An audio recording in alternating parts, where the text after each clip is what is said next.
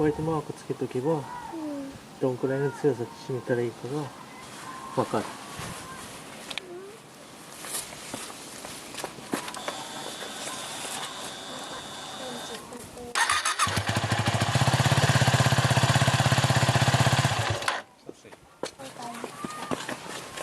12だ。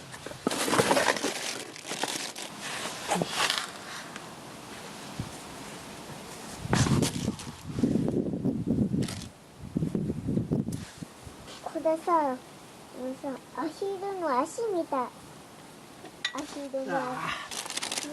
中に落ちた。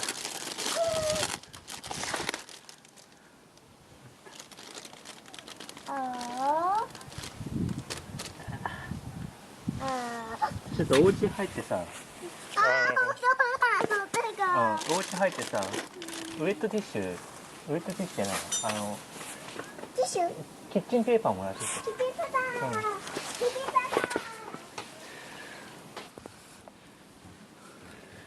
ー。すごい黒いですね。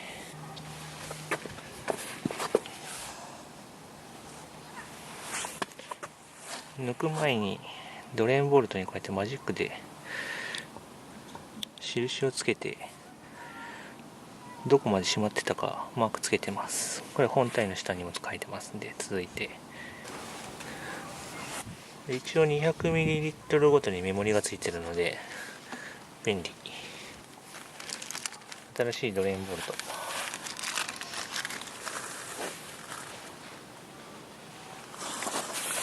これをまたマークしたところまで締めます。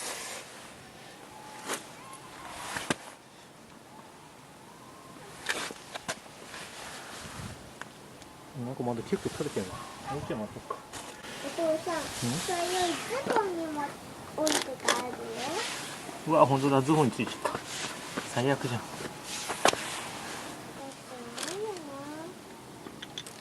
パパいるまだいる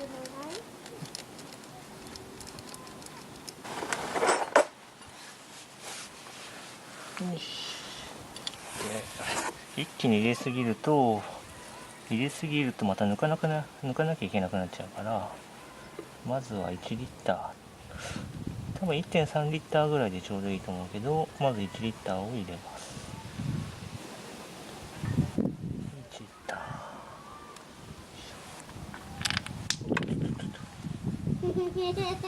コロコロ転がったね。どんどん行くのこれみたい。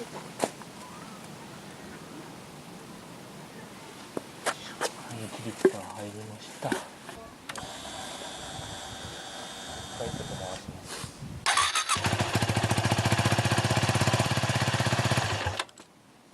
多分 1.3 いけると思うから 1.3 いってみますか。よいしょ。自分で面倒見て。自分で面倒見て。お、ちょうどいいかな。ちょうどいい感じの気がするな。